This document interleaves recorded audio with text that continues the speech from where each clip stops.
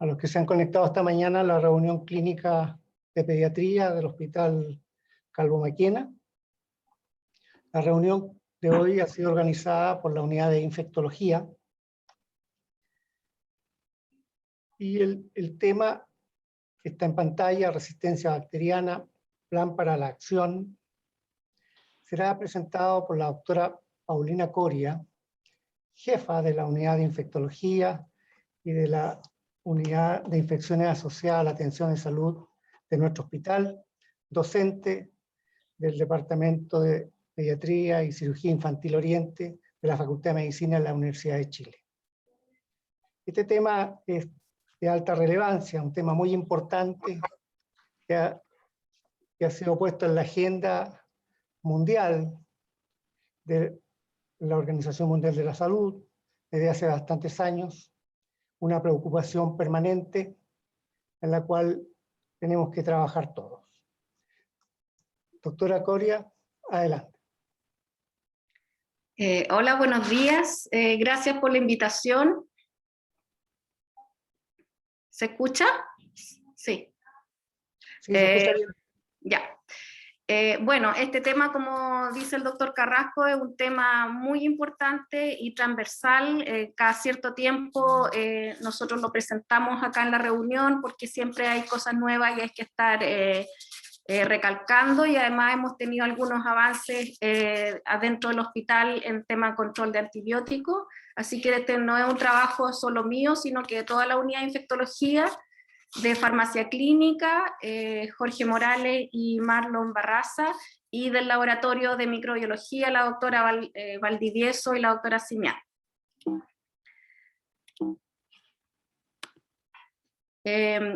Para poner en contexto y tener algunas definiciones para poder saber de lo que estamos hablando, ¿cómo definimos un microorganismo multiresistente? Es una bacteria resistente a uno o más clases de antimicrobianos. Los antimicrobianos se dividen o se diferencian y se clasifican de acuerdo a su mecanismo de acción, por lo tanto lo podemos separar en grupos: las quinolonas, las cefalosporinas, las penicilinas, etc. Además, en el último tiempo, con la aparición de la multiresistencia bacteriana, podemos dividir las bacterias en multiresistentes, en que es una definición netamente microbiológica, en que un microorganismo multiresistente no es susceptible a por lo menos un antimicrobiano de 3 o más clases o grupos de antimicrobianos que yo les contaba, con diferentes mecanismos de acción. La resistencia extendida, arriba están las siglas en inglés que van a ver ustedes en la literatura. Son bacterias no susceptibles a por lo menos un antimicrobiano de todas las clases de antimicrobianos, al menos 2 o menos clases. Y la panresistencia es cuando ya las bacterias son no susceptibles o resistentes a todos los grupos de antimicrobianos conocidos. ¿Cómo actúa esta resistencia bacteriana? La resistencia bacteriana tiene múltiples causas y consecuencias. Dentro de las causas más importantes, lo que vamos a recalcar en esta charla, es el mal uso o el abuso de antimicrobianos o el uso inadecuado. Además, el debilitamiento de control de infecciones, principalmente dentro de los hospitales, que hace que se diseminen estas infecciones, y además hay factores propios del hospedero. Hay hospederos obviamente más susceptibles de contraer estas infecciones por microorganismos multiresistentes, pacientes oncológicos, por ejemplo, quemados, prematuros, y muchos que están con procedimientos invasores, catéteres urinarios, venoso central, etc. Las consecuencias también son muchas y las vamos a ir diciendo en esta presentación.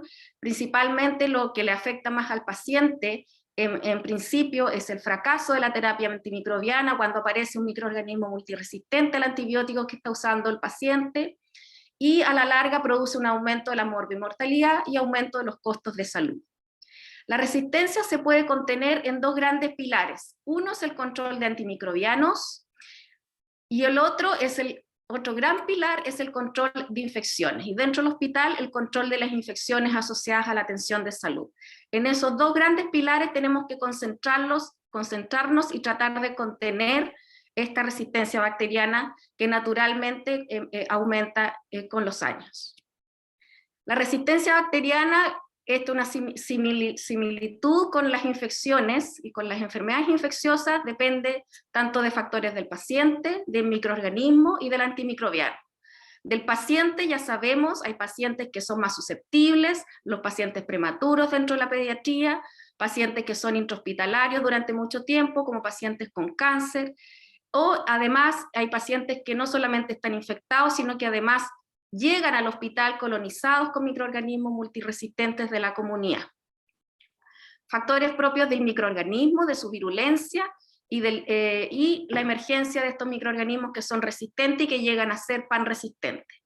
Y además tenemos que enfocarnos en factores del antimicrobiano, como el modo de empleo, tenemos que usarlos en forma correcta, tanto en dosis, en vía de administración y además en la duración. Y tenemos que conocer los antimicrobianos, principalmente no solamente su mecanismo de acción, sino que también conocer su clasificación, si son de espectro amplio o reducido, porque en base a eso va a ser el impacto que va a tener ese antimicrobiano sobre la resistencia. Los factores asociados que llegan a la resistencia dentro del hospital, las hospitalizaciones prolongadas de los pacientes, mientras más prolongado la hospitalización de un paciente, aumenta el riesgo de adquirir una infección por microorganismos multiresistentes, y además, si este paciente adquiere una infección intrahospitalaria, lo más probable es que sea por un microorganismo multiresistente. Los microorganismos multiresistentes se diseminan fácilmente entre pacientes dentro del hospital. Y a eso se suma, como ya dijimos, el uso prolongado de antimicrobianos, y lo que ocasiona un fenómeno que vamos a hablar un poquito más adelante sobre lo que se llama presión selectiva de los antimicrobianos. Por lo tanto, en general, ¿por qué es importante esta aparición de la resistencia antimicrobiana? Es porque causan infecciones similares a los microorganismos sensibles, pero mucho más graves. Hay opciones terapéuticas que son limitadas, son causantes de infecciones intrahospitalarias que se diseminan entre paciente y paciente dentro del hospital, aumenta la estadía hospitalaria y por lo tanto no solamente la morbilidad, sino que además los costos en la atención, lo que es importante también para las autoridades de salud, aumenta la mortalidad y además tiene un impacto en la opinión pública, ya que cada vez más se conoce sobre la importancia de estos microorganismos multiresistentes y cuál es el impacto que tiene a nivel global. Brevemente, uno piensa, al hablar en simple, uno podría decir, bueno, los antimicrobianos se hacen resistentes por el uso de antibióticos. Sin embargo, esto es bastante simplista, porque sabemos que las bacterias que viven hace millones de años en el mundo, digamos, mucho más que nosotros, intrínsecamente existen mecanismos de que las bacterias se hacen resistentes a no solamente antibióticos, sino que a otros compuestos en la naturaleza. Es un mecanismo de defensa natural. Y además sabemos que hay antibióticos o compuestos de antimicrobianos que están presentes en la naturaleza incluso antes de nosotros descubrirlo. Acuérdense que la penicilina es un hongo que está presente en la naturaleza. Por lo tanto, las bacterias hace millones de años tienen estos mecanismos de resistencia para sobrevivir en el ambiente, ¿ya?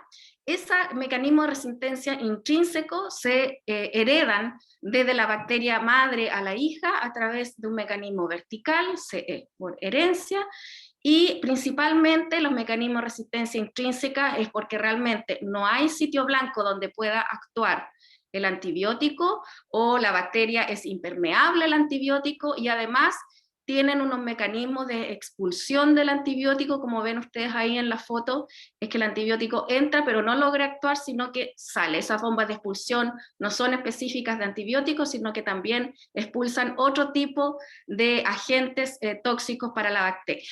Ejemplos clásicos de resistencia intrínseca: algunos antibióticos, el Mycoplasma pneumonia, la penicilina, porque no tiene pared, por lo tanto la penicilina no tiene cómo actuar.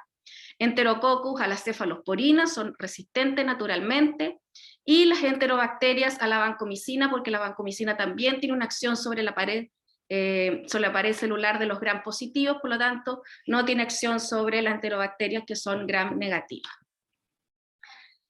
Además, la resistencia se puede adquirir en grupos poblacionales de bacterias. Por ejemplo, en un grupo poblacional de bacterias, como ven ustedes ahí en verde, en que la mayoría de las bacterias son susceptibles al antimicrobiano, pero pueden aparecer al azar mutaciones en esa bacteria que la hace resistente al antibiótico. Por lo tanto, cuando hay acción o hay uso de antibiótico, hay acción del antibiótico sobre esta población bacteriana, elimina las bacterias que son susceptibles y comienzan a proliferar, a multiplicarse las bacterias que tienen estos genes de resistencia a bacterias mutantes. Eso es lo que se conoce como presión selectiva de los antimicrobianos. Entonces, eliminamos las bacterias sensibles, incluso algunas buenas de la microbiota normal del ser humano, y empiezan a proliferar las bacterias que son resistentes. Estas mutaciones generalmente se hacen al azar, pero además hay otro mecanismo en que las bacterias transfieren genes de una bacteria a otra en forma horizontal, y principalmente se transfieren genes que son móviles, como plasmidios o transposones, de una bacteria a otra, y que pueden contener genes de resistencia. Incluso hay algunos genes de resistencia que pueden transmitirse de una bacteria a otra a través de virus, como son los fagos. De hecho, ahora se puede utilizar en biología molecular e incluso en desarrollo de vacunas, en que estos fagos infectan bacterias y hacen transmitir entonces genes de resistencia, en este caso, de una bacteria a otra. Para comprender brevemente los mecanismos de los antibióticos pueden actuar a distintos niveles dentro de una bacteria. Lo que más conocemos, por ejemplo, son los beta-lactámicos, que actúan sobre la pared celular, inhibiendo entonces la síntesis de pared celular, pero también pueden tener acción inhibiendo la actividad del ribosoma de la síntesis proteica, como los aminoglicosidos, las sulfas, que en general tienen una acción inhibiendo el metabolismo celular, que lleva a la larga a la disminución de la síntesis de ácido nucleico, y por ejemplo las quinolonas, que tienen una acción sobre inhibir la duplicación del ADN. Y en base a esos mecanismos de resistencia aparecen entonces, de esos mecanismos de acción de los antibióticos aparecen estos mecanismos de resistencia. El más común que conocen ustedes es cuando la bacteria, a través de algunas enzimas como las beta-lactamasas, hidrolizan o rompen el anillo beta-lactámico de los beta-lactámicos y por lo tanto lo destruyen, o pueden haber alteraciones del target o sitio activo del antibiótico, como por ejemplo modificación de algunas subunidades moleculares del ribosoma. También pueden hacer impermeables a los antimicrobianos a nivel de la pared, o incluso ya ya les dije, cuando entra el antibiótico tienen unas compuertas de salida, que son estas verdaderas bombas de expulsión o eflujo del antibiótico fuera de la bacteria. Tenemos que recordar brevemente cuál es la composición de la diferencia entre las bacterias gram positivas y las gram negativas en su estructura, ya que depende de eso es la aparición de resistencia. Acuérdense que las bacterias gram positivas, además de su membrana celular, por fuera tienen una pared celular gruesa que les mantiene la forma de la bacteria y que está rica de una sustancia o un polímero que se llama peptidoglicano, que es un polímero rico en azúcares. Esta pared es muy gruesa y sobre esa van a actuar los antibióticos más importantes y comunes que nosotros usamos, que son los beta-lactámicos, ¿ya? Los beta-lactámicos atraviesan esta pared y se unen a unas proteínas que se llaman proteínas de unión de los beta-lactámicos, que tienen además la función de sintetizar este peptidoglicano. Por lo tanto, si alteramos estas PBP, también inhibimos la producción de peptidoglicano y la bacteria muere, ¿ya?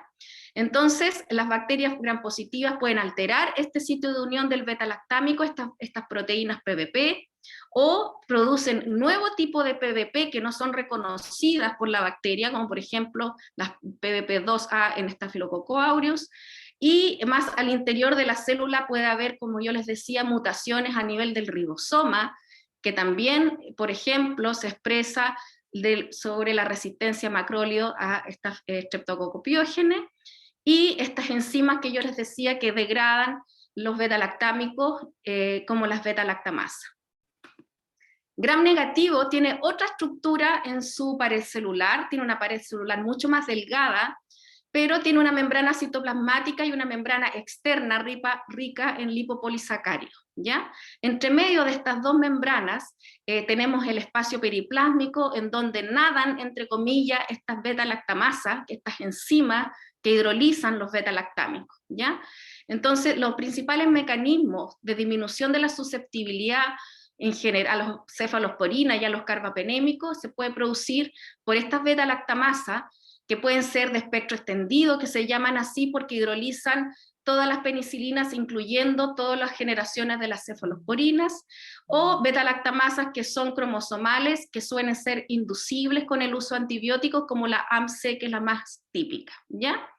Además de las beta-lactamasas que destruyen beta-lactámicos, existen un tipo específico de beta-lactamasas que se les llama carbapenemasas, porque destruyen los carbapenémicos, que son nuestra última línea de acción de antibióticos.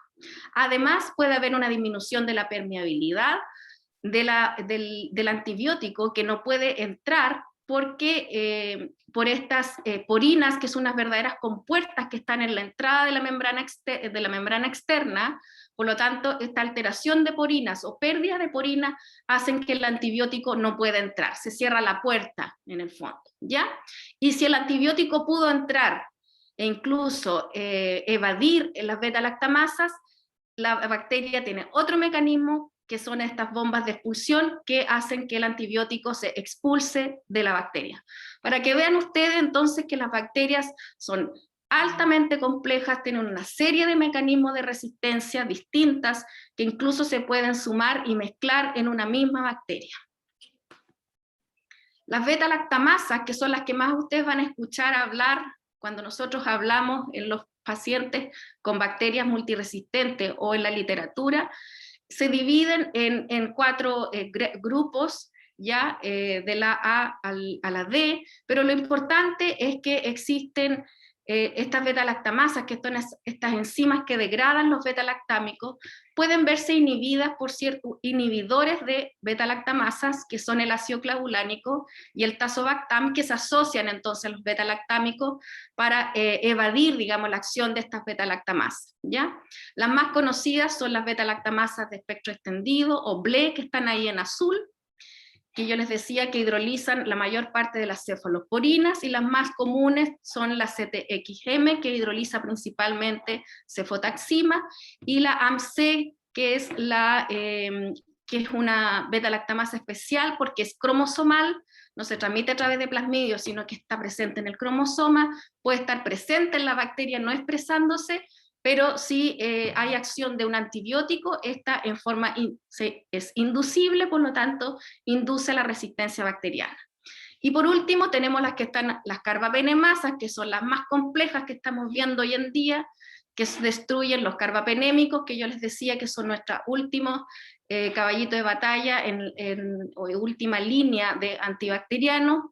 Las carbapenemasas más importantes, la típica, es la KPC, que pertenece al grupo A. La KPC está ampliamente difundida en todo el mundo y además incluso en nuestro país. Nosotros tuvimos un brote por bacterias carbapenemasa positivas, Klebsiella principalmente, y además existen otras carbapenemasas que son las metalo-beta-lactamasas, que están en azul, que pertenecen al grupo B, como las carbapenemasas IMP, BIM y NDM, que se llama New Delhi metalo-beta-lactamasa porque se describió en India en primer momento, y que son las primeras 2 típicas, por ejemplo, de Pseudomonas. Por lo tanto, para ponerlo en fácil, tienen que tener en cuenta que tenemos que diferenciar las bacterias entonces en gram negativos y gram positivos, y dentro de los gram negativos, las bacterias más preocupantes en cuanto a resistencia son las enterobacterias, que son gram negativos, que están presentes en el intestino, y las más frecuentes son las beta-lactamasas de espectro extendido y las AMC, Y por otro lado tenemos Pseudomonas aeruginosa y Acinetobacter baumannii como bacilos no fermentadores, también con resistencia, que pueden ser a algunos tipos de antibióticos, y posteriormente se hacen resistencia a los carbapenémicos, lo que yo les decía que se conoce como panresistencia a todos los antimicrobianos.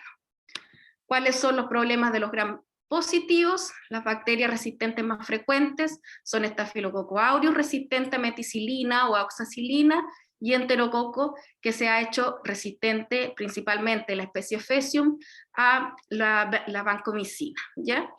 Por eso se habla de glicopéptido, que es la vancomicina. Ahora, hay algunas bacterias que se han diseminado mucho más, tienen mecanismos de resistencia que han sido exitosas, son clones exitosos que se han diseminado en todo el mundo, y uno de los íconos es Klebsiella pneumoniae, que se ha hecho multiresistente y extremadamente resistente, porque tiene la capacidad entonces de adquirir, como yo les decía, estos elementos genéticos están dentro como plasmidios que contienen genes de resistencia dentro, y se traspasan estos genes de resistencia de bacteria a bacteria, haciéndola cada vez más multiresistente, y no solamente entre Klebsiella pneumoniae, sino que también puede transmitir estos plásmidos con genes de resistencia a otro tipo de bacterias, como ven ustedes aquí, ¿ya?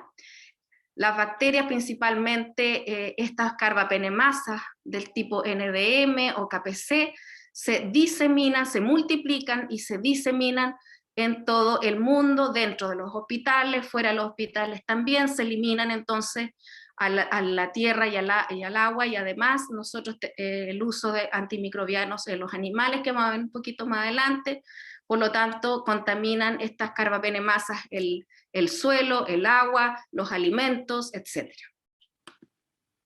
Dentro del hospital, los factores de riesgo más importantes de tener infecciones por estas BLE es entrar a una unidad de cuidados intensivos, factores propios del paciente como falla renal, pacientes o grandes quemados o cáncer, ¿ya? Pacientes que están con nutrición parenteral total, con catéteres, ya sea venosos o urinarios, y uno de los factores de riesgo también más importantes son pacientes que tienen antecedente de haber recibido antibióticos, principalmente cefalosporinas de segunda o de tercera generación. Ahora, ¿por qué emerge la resistencia antimicrobiana? Yo les decía que podía ser por mutaciones al azar, pero yo les hablaba de lo que se llama la presión selectiva. Para poder explicar entonces por qué se produce la resistencia bacteriana, entonces se apela a una teoría que se llama tragedia de los comunes, entre comillas, y es una teoría ecológica, fue hecha por un ecólogo, en que describe que cuando existe un bien común, que es un bien común para toda la población, pero cuando se sobreexplota por algunos individuos de manera individual, viendo el beneficio individual, puede a la larga perderse o agotarse ese bien común, ¿ya? Y porque no se modera su uso y se sobreexplota, por lo tanto llega a agotarse por el uso inocente pero persistente y creciente de este recurso natural o este bien común, ¿ya? Esto puede, por ejemplo, homologarse a la hierba, por ejemplo, en un prado en que distintos agricultores colocan 10, después 20, después 50 ejemplares de ganado, y cada vez hasta que la hierba se agota. Es lo mismo en los antibióticos. El problema es que cuando uno empieza a consumir un bien común para todos, entonces uno cree que está ocupando ese bien para su beneficio, en el caso de los antibióticos, para su paciente, porque quiere tener lo mejor o usar lo mejor para su paciente, pero no piensa entonces en lo global, en lo integral, en la ecología del resto de los pacientes, porque ese antibiótico a la larga va a dejar de ser eficiente, por lo tanto no lo vamos a tener para el resto de los individuos. ¿Y por qué es importante esto? Porque el consumo de antibióticos no es solamente un consumo de los seres humanos que indican los médicos, sino que la mayor parte del consumo de antimicrobianos es en la agricultura, ¿ya? Principalmente en la ganadería. El 70% de los antimicrobianos son consumidos por animales. Y esos animales se crean, imagínense, esta maquinaria de resistencia dentro de los animales, y además el problema es que se eliminan trazas de esos antimicrobianos al medio ambiente, al suelo y al agua, ¿ya? Solamente el 30% de los antimicrobianos es consumido por los humanos. Y esto es importante porque uno ve el problema como un tema global, integral, no solamente del ser humano, ¿ya? Y este es un concepto interesante que hablan de la huella de antimicrobianos, que lo asemeja, por ejemplo, a la huella de carbono. Y que la huella de carbono, ustedes conocen bien el concepto, que en el fondo es el carbono que expulsa o que genera los individuos en relación a actividades humanas, ¿cierto? Distintas actividades humanas.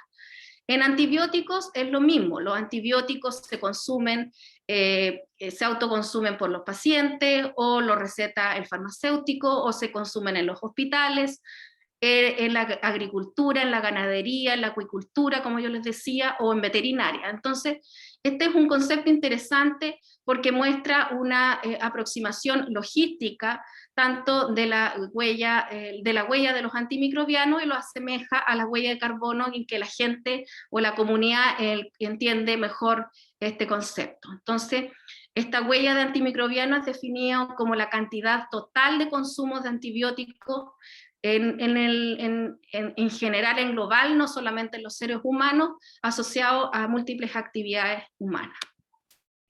Y por lo tanto, uno puede tener una huella de consumo de antimicrobianos por continente, por país, y nosotros pertenecemos entonces a algunas plataformas en que tenemos que entregar información sobre consumo antimicrobiano, no solamente humano, sino que también en la agricultura. Así que vean ustedes que nosotros formamos parte de una plataforma de huella de antimicrobianos, y vean ustedes cómo está a Chile ahí. Esto es consumo por persona, pero no se preocupen, esto no es, nosotros entregamos información no solamente de humanos, sino que también el SAC entrega información sobre consumo de antibióticos en animales y en peces, y es ahí nuestro gran problema, y donde el país tiene que hacer un esfuerzo enorme, el consumo de antimicrobianos en la agricultura y en la acuicultura.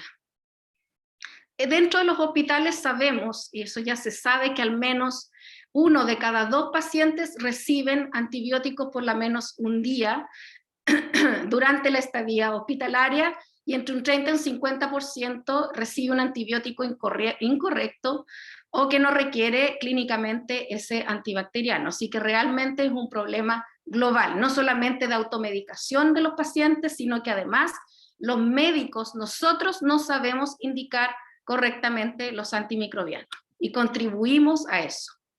También nosotros tenemos datos sobre uso de antimicrobianos en Chile. Tenemos datos solamente en esta plataforma hasta el año 2015, pero vean ustedes que las penicilinas de amplio espectro, amoxicilina, ampicilina o penicilina, son los antibióticos más usados en el país. Le siguen los macrólidos, mucho más abajo, y las fluoroquinolonas, pero los macrólidos y las fluoroquinolonas son realmente algo preocupante, su uso y su abuso dentro de la comunidad.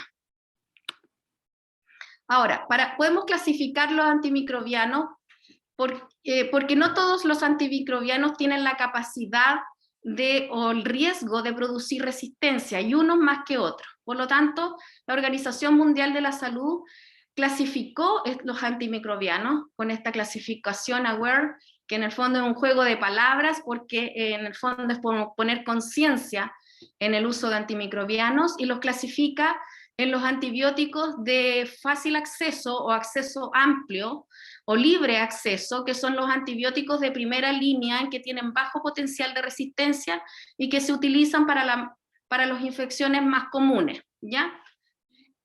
Por ejemplo, amoxicilina o nitrofurantoína.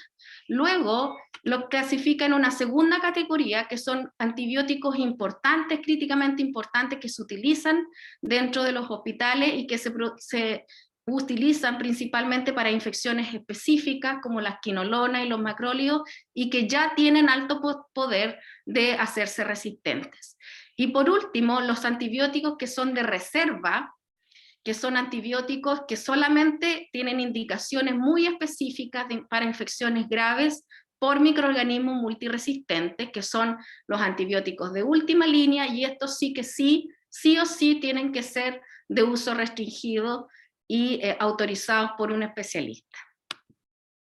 En base a esa clasificación, también nosotros tenemos datos, estos son datos de otra plataforma, una plataforma europea, que a través de estudios de vigilancia de prevalencia puntual en que Chile ha participado, y de hecho nuestro hospital también participó, sobre el uso de antimicrobianos dentro de los hospitales. Estos son datos chilenos, perdón, de todos los países que participaron, y está Chile, ven ustedes, estamos en el tercer lugar, y podemos clasificar en base a esta clasificación AWARE de antibióticos de libre acceso, que son los verdes, antibióticos de vigilancia, que son los amarillos, y los antibióticos que son de uso reservado, que son los rojos. Así que nosotros en general tenemos una alta proporción de uso dentro de los hospitales en niños, de antibióticos de uso libre y mucho menos de uso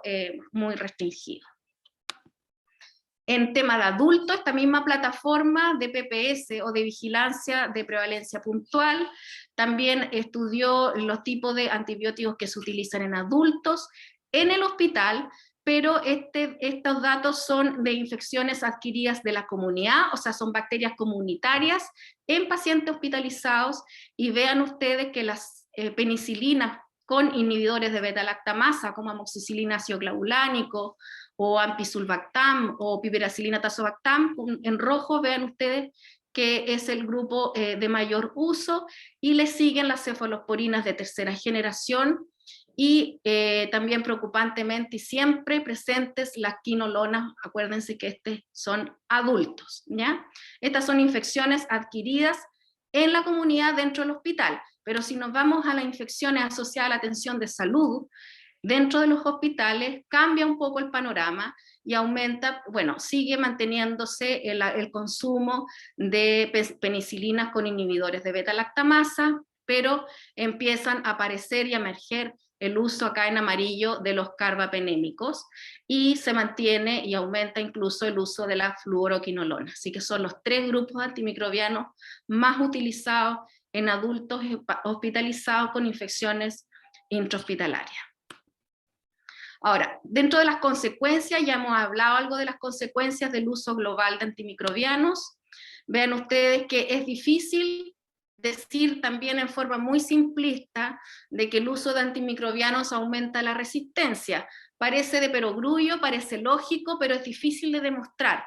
Aquí hay un estudio bastante reciente con una estadística y una metodología bastante compleja, pero hace una serie temporal en los años, imagínense desde el año 90 al año 2016, esto es en Europa, en varios países de Europa, que por ejemplo en enterobacterias productoras de beta-lactamasa logran finalmente en esta serie temporal de años demostrar, ahí arriba por ejemplo en el hospital, que la aparición y el aumento de las beta-lactamasas de espectro extendido en relación al uso de antibióticos en base a las BDD, que es el indicador de consumo, ¿ya?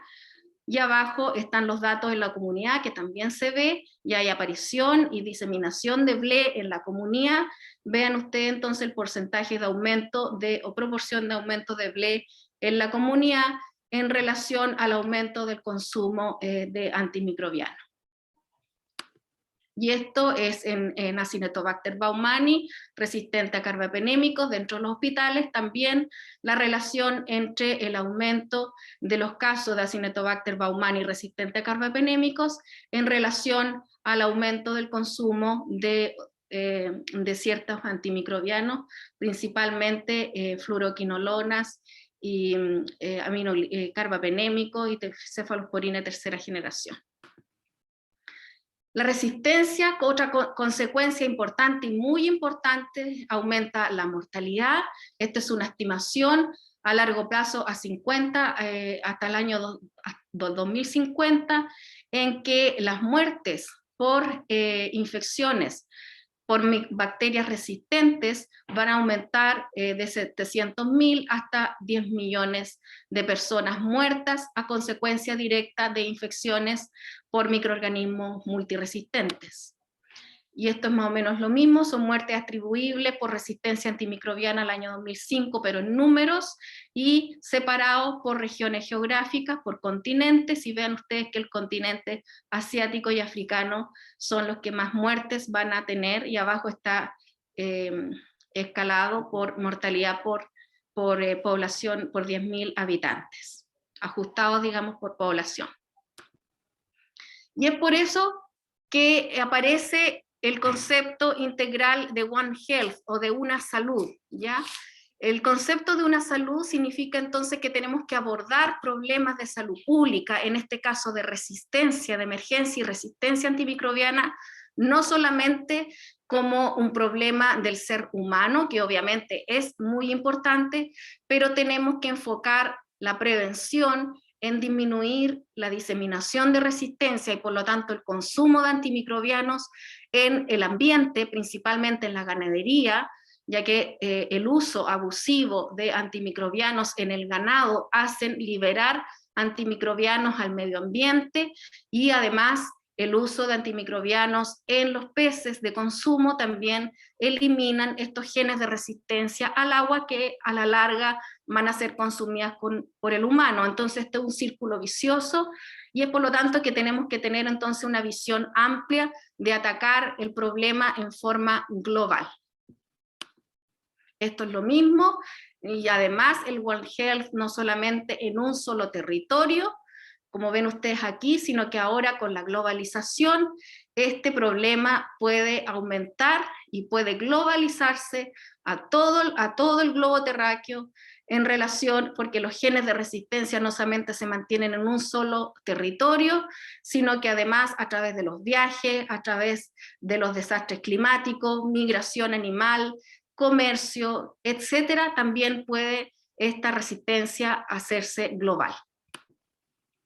Y es por lo tanto que la OMS ya desde el año 2014 establece los objetivos estratégicos para este plan de acción de resistencia antimicrobiana, que en relación al título que yo le puse de la presentación, en que establece 5 objetivos generales, como mejorar el conocimiento de la población general sobre la resistencia antimicrobiana, reforzar la vigilancia, estimular la investigación en antibióticos, reducir la incidencia de infecciones principalmente asociadas a la atención de salud, optimizar el uso de antimicrobianos y asegurar inversión económica sostenible para la lucha contra la resistencia a los antimicrobianos. Y es por eso que la Organización Mundial de la Salud el año 2017 crea esta lista de patógenos prioritarios para el desarrollo y en la investigación y desarrollo de nuevos antimicrobianos, y los clasifica en prioridad 1 o crítica, Acinetobacter baumannii y Pseudomonas aeruginosa como bacilos no fermentadores más frecuentes resistentes a carbapenémicos, y enterobacterias resistentes a cefalosporina tercera generación y a carbapenémicos. Y como prioridad alta, enterococo, Fecium resistente a vancomicina, Staphylococcus aureus resistente a cloxacilina, e incluso la aparición de cepas de Staphylococcus aureus de sensibilidad intermedia o resistente a vancomicina y otro tipo de bacterias. Chile, en relación a lo que establece y pide la OMS, el año 2016, entonces también elabora su Plan Nacional contra la Resistencia Antimicrobiana, también más o menos enfocado en los 5 objetivos de la Organización Mundial de la Salud, concentrándose específicamente en prevención y control de infecciones asociadas a la atención de salud, que es un programa que está muy fuerte dentro del país desde los años 80, y estimular el control del uso de los antimicrobianos en los distintos sectores. Y ellos ya toman el concepto de una salud o de One Health, porque este plan no es solamente lo hace a nivel del Ministerio de Salud, sino que es intersectorial, o sea, incluye el Ministerio de Salud, el Ministerio de Agricultura para regular el uso de antimicrobianos en animales y peces, y además el Ministerio de Economía. Además, nosotros, ¿qué podemos hacer como hospital? A fines del año 2020 aparece esta norma técnica ministerial sobre la racionalización del uso de antimicrobianos en la atención clínica. Es una norma, por lo tanto, yo la doy a conocer porque tenemos que cumplirla, y nosotros, como todos los establecimientos de salud, tienen que cumplirla, y nosotros como hospital también. No se las voy a leer porque es bastante larga, voy a dar algunos puntos importantes.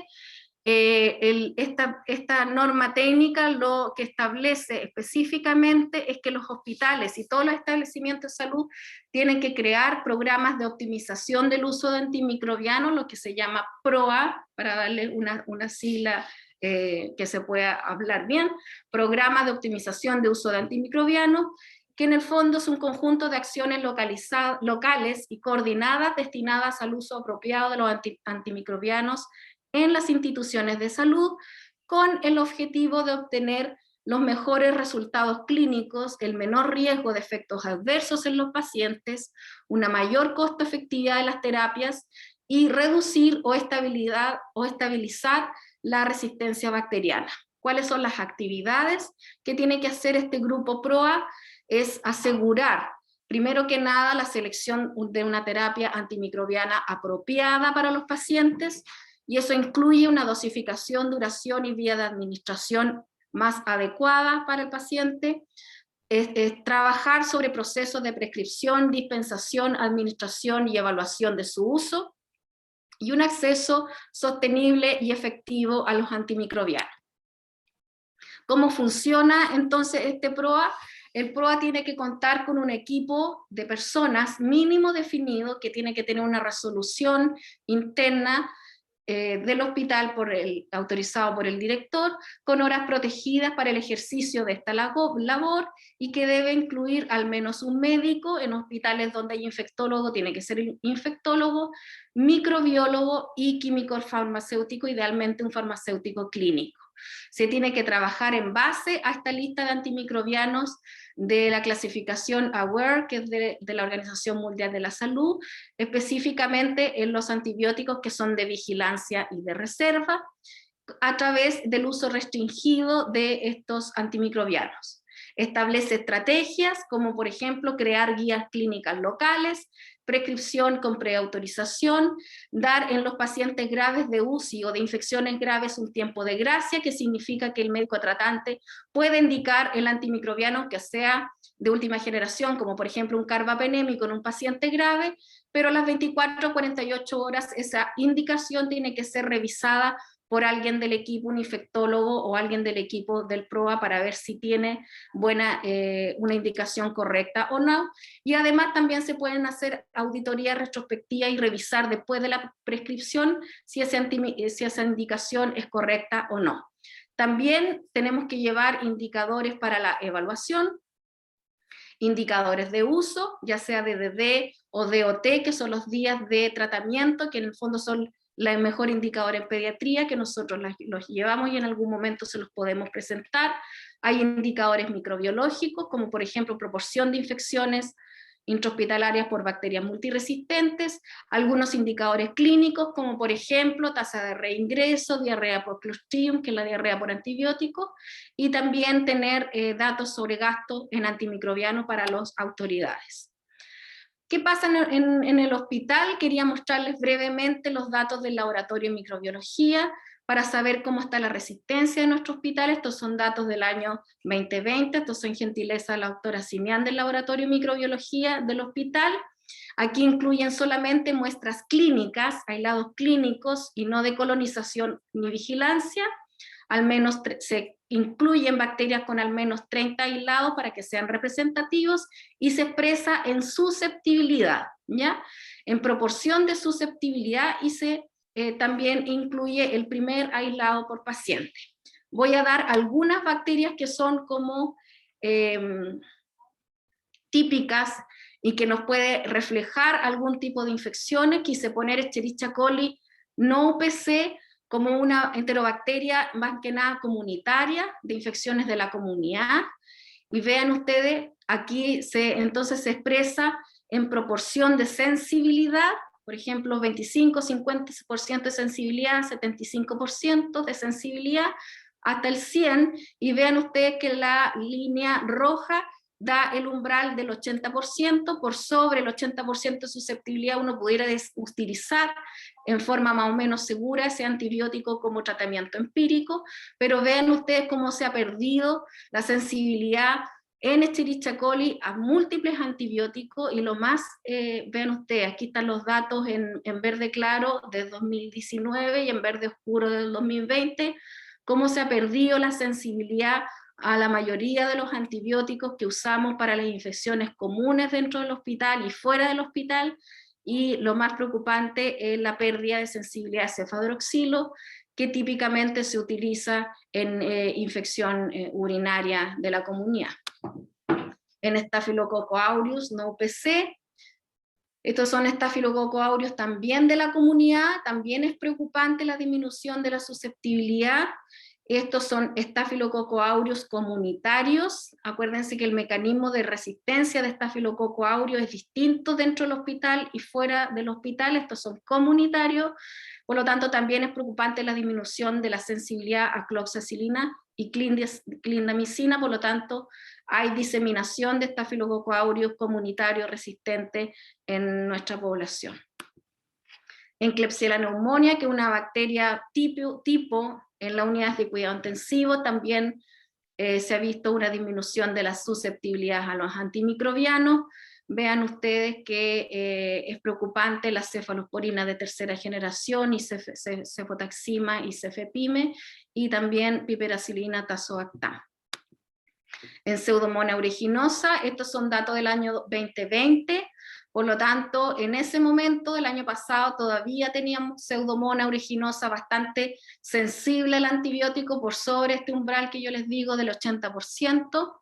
Sin embargo, durante el comienzo de este año, les voy a mostrar brevemente que tuvimos un brote de Pseudomonas aeruginosa resistente a carbapenémicos. Era una cepa que nosotros no teníamos, así que pusimos ojo frente a los primeros aislamientos. No era una bacteria típica de nuestro hospital, menos resistencia a carbapenémico, y tuvimos, esto fue en enero y marzo del 2021, y tuvimos 9 casos de infecciones graves. Fueron infecciones de torrente sanguíneo y neumonía asociados a procedimientos invasores, a ventilación mecánica y asociados a procedimientos broncoscópicos en pacientes de las 3 UCI y de trasplante de médula ósea, con confirmación de laboratorio de infecciones de sitio estéril, sangre y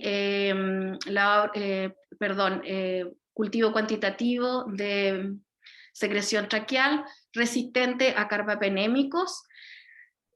Fueron 5 bacteremias y 4 neumonías. Tuvimos 3 fallecidos con una letalidad de 3 de 9 y una tasa de ataque de un 1.5%. Pudimos llevar los primeros 5 cepas a estudios genéticos al Instituto de Salud Pública, y a este resultado los primeros 4 cepas, 3 de las cuales eran genéticamente idénticas y una se escapaba, y probablemente en retrospectiva podemos decir que probablemente no fue parte del brote porque fue la única y que fue distinta, pero al menos 3 cepas eran idénticamente iguales, genéticamente iguales, por lo tanto podemos confirmar, digamos, que fue un brote de transmisión cruzada. Fue una pseudomonas resistente a carbapenémicos, pero el Instituto de Salud Pública hizo estudio de carbapenemasa y demostró que no tenía producción de carbapenemasa, así que podemos extrapolar que es una pseudomonas aeruginosa de que no tenía carbapenemasa, sino que probablemente tenía otro mecanismo de resistencia, principalmente probablemente alteración de las porinas. Por último, brevemente hablar un poco de investigación en temas de uso y de stewardship de antimicrobianos. Este es un estudio, es un Fondesit que comenzó la doctora Santolaya y colaboradores del grupo PINDA, incluye los 6 hospitales de PINDA más otros 2 colaboradores, en que es una Estrategia de stewardship en niños con cáncer y episodios de neutropenia febril. Es uno de los grupos en que menos se ha hecho estudio o investigación de uso de stewardship o de control de antimicrobianos. Sabemos que los pacientes con cáncer están durante mucho tiempo, necesitan tratamiento y por lo tanto están durante mucho tiempo en los hospitales y tienen hospitalizaciones prolongadas. Generalmente, como están mucho tiempo hospitalizados o tienen infecciones intrahospitalarias frecuentemente, son uno de los grupos que más se utiliza antimicrobiano, ya sea como profilaxis o como tratamiento en este tipo de pacientes, y probablemente cuando adquieren estas bacterias resistentes, luego se van a su casa y diseminan estos microorganismos multiresistentes, o pueden adquirir por su inmunodepresión otros microorganismos multiresistentes dentro de su casa, en los viajes, o incluso infectarse o colonizarse con alimentos contaminados, y además también dentro de la población puede haber en la comunidad diseminación de genes multiresistentes. Por lo tanto, es un círculo vicioso en donde uno tiene que enfocarse principalmente en este tipo de pacientes oncológicos, en cortar la transmisión principalmente con la prevención de la infección intrahospitalaria, lavado de manos, y el otro gran pilar que yo les decía es reducir el uso indiscriminado de antibióticos, tratar de exponerlo lo menos posible a los antibióticos, solo lo justo y necesario para estos pacientes. Entonces la propuesta de este estudio FONDESI, que es prospectivo y multicéntrico, como yo les decía, es que se puede instaurar esta estrategia de stewardship que hacemos en otros tipos de pacientes, en pacientes con cáncer y neutropenia febril, y asegurarnos que haciendo estas estrategias vamos a obtener resultados clínicos similares de eficacia y seguridad, comparándolo con tratamiento antimicrobiano estándar. El objetivo es comparar la eficacia y seguridad de diferentes estrategias de racionalización de uso de antibióticos, comparándolos con el manejo estándar en pacientes con cáncer y neutropenia febril. Y este es básicamente el diagrama.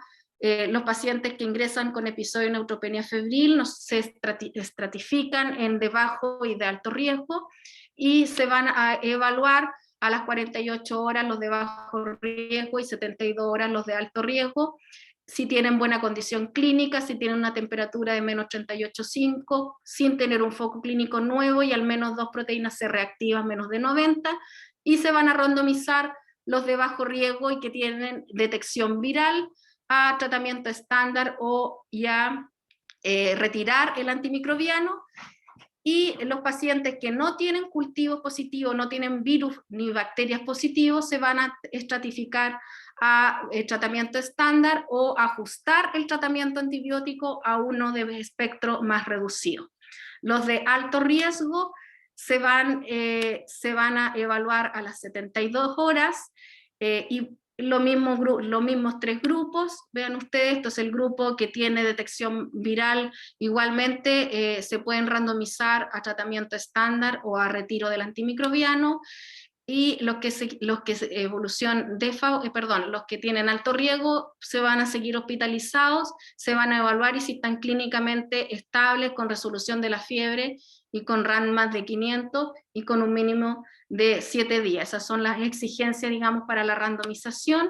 El segundo grupo son estas fiebres de origen desconocido, en que no vamos a tener ni detección viral ni aislamiento bacteriano, por lo tanto podemos ajustarnos, se van a randomizar a ajuste de tratamiento antibiótico. Y el tercer grupo, que tiene aislamiento bacteriano, también se van a randomizar o a tratamiento estándar o también a tratamiento ajustado, específicamente frente a la bacteria que se aisló.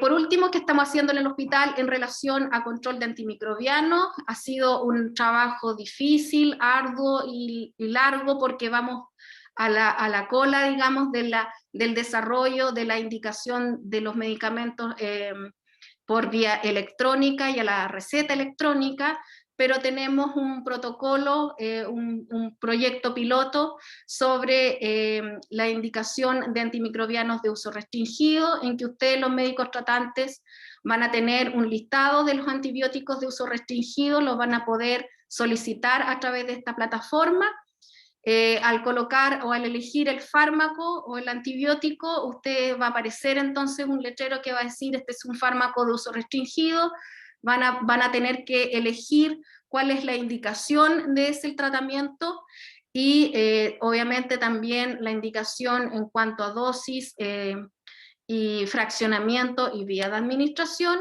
Y el grupo PROA, los infectólogos y farmacéuticos clínicos, vamos a tener, por lo tanto, va a aparecer esta indicación del paciente con la solicitud de este fármaco, que aquí, por ejemplo, está en un estado de pendiente revisión. Vamos a poder revisar esta indicación que van a poder hacer ustedes y nosotros vamos a entonces poder ver los datos del paciente, abrir, digamos, esta lista, podemos ver los datos del paciente, qué fármaco antimicrobiano se está solicitando y cuál es su indicación, y por lo tanto nosotros podemos poner aceptado o rechazado, y cuál va a ser el motivo del rechazo de la indicación.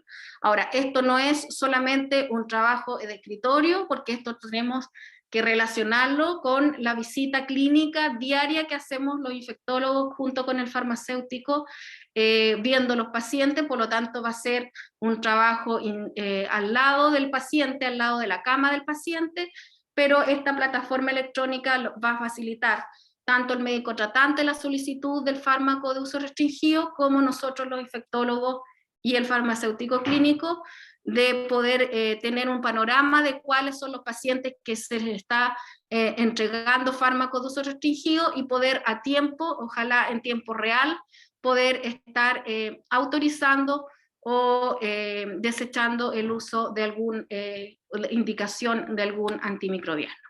Como conclusión final, por lo tanto, podemos decir que las infecciones por bacterias resistentes a los antimicrobianos son un problema de salud pública.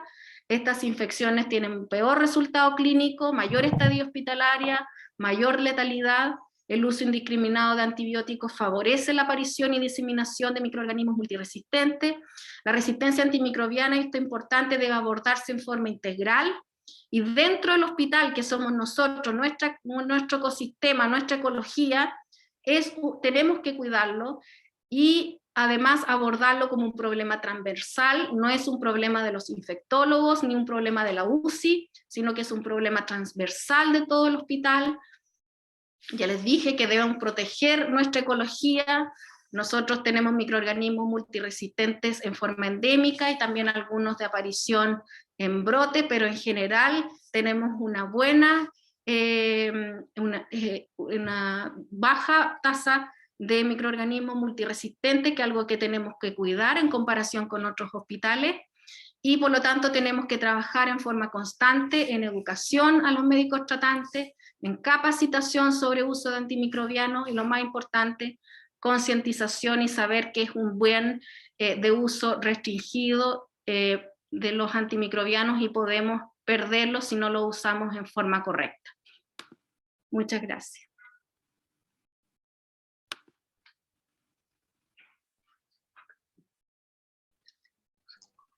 Muchas gracias, doctora Coria, por su excelente presentación de este tema tan relevante.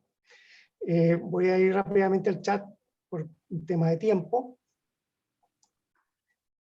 El doctor Leonardo Acuña pregunta cuál es el papel actual de la inmunología para reforzar el apoyo al huésped en la defensa hacia las infecciones por microorganismos, ya que de tanto bombardeo nos estamos quedando sin municiones.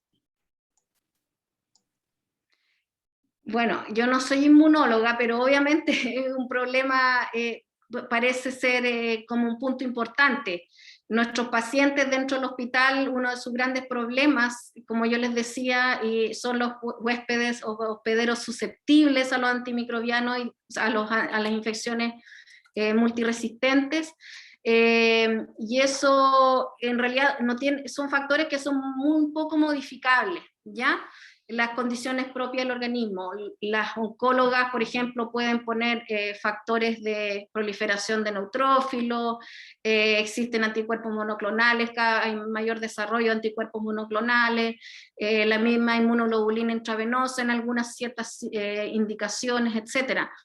pero yo me concentraría más que nada en prevención de la diseminación de los microorganismos resistentes en nuestros pacientes que son inmunosuprimidos, tratar de protegerlos al máximo posible, y en estas dos pilares, o sea, disminuir al máximo las infecciones intrahospitalarias en estos tipos de pacientes inmunosuprimidos por un lado, y por otro lado cuidar los antimicrobianos, y en ese sentido y en esa lógica, digamos, se comenzó a utilizar este protocolo de uso racional de antimicrobiano en paciente oncológico, que es la otra gran foco que nosotros teníamos que trabajar para poder usar los antimicrobianos en forma correcta. Perfecto, de todas maneras. Vamos a cerrar la reunión con dos comentarios del doctor Banfi. Dice, gracias, doctora Coria, por la excelente y educativa presentación. Uno, en relación con el traslado de pacientes entre hospitales, ¿qué requisitos en atención a resistencia antimicrobiana deben cumplirse? Ya, el Ministerio hizo una norma también de control de diseminación de microorganismos multiresistentes de importancia pública, de salud pública, que son los ARA-ISP. Y en esa norma hay una cápite que habla principalmente entonces de la más importante es la información entre hospitales o entre instituciones sobre el estado de colonización o de infección de los pacientes que se trasladan.